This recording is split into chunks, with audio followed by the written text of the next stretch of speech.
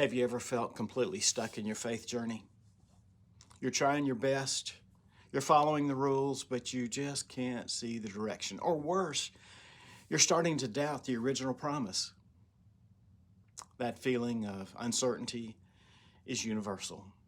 But for us, the unfolding story begins right here, right now, with a simple yet profound question. How do we find God's guidance when the path forward seems dark, confusing, even dangerous? For the next 25 days, we're launching our foundational series, Following the Star, the Advent Journey. We're going beyond the carols to walk the treacherous, inspiring path of the wise men. They faced deserts, deception, disappointment, but they had one thing we often lose: a reliable guide. Join us as we explore their ancient adventure to extract 25 vital lessons for your modern journey. We'll reveal why God's promise is always reliable, why humility is the key to renewal, and how to find the King. Even when the world tries to send you to the wrong place, it's time to start moving again. Welcome to day one, the call and the cost.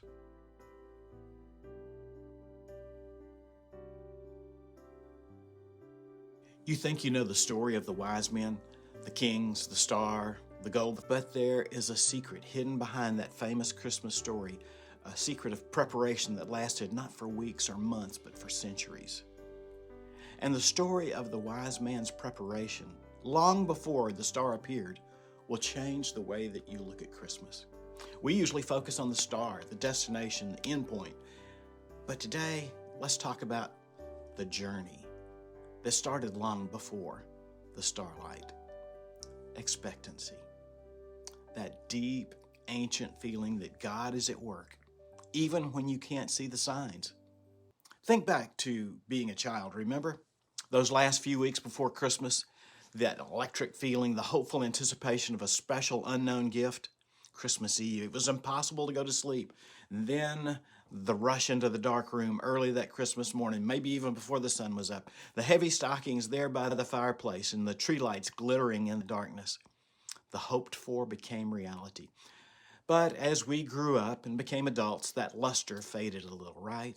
Something about the anticipation. But the anticipation of the Magi was profoundly different. It wasn't for the gifts to be received, it was for the gifts of worship to be given.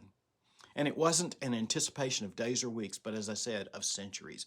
Imagine a wise man who began his life's work not with a dazzling star, but with a deep inherited expectancy.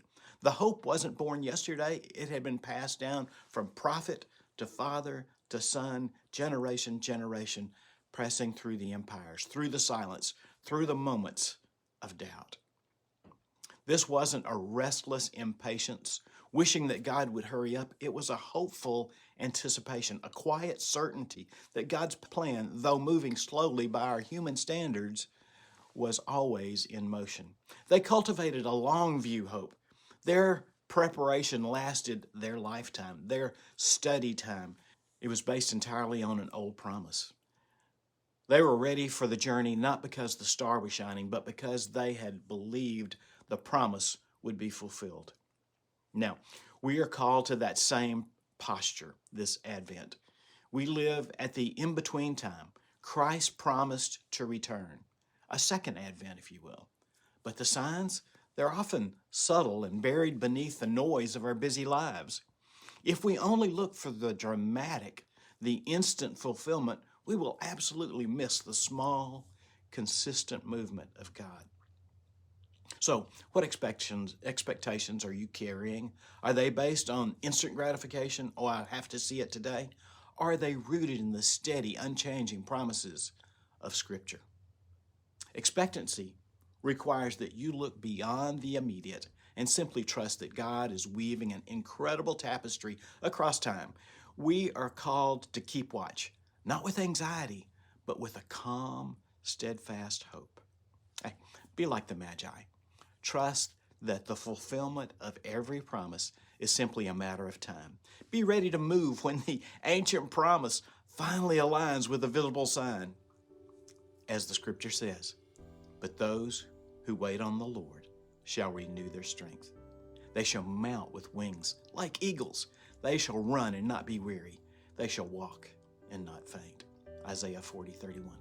Hey, let me know in the comments, what promise are you expecting God to fulfill in your life this Advent season?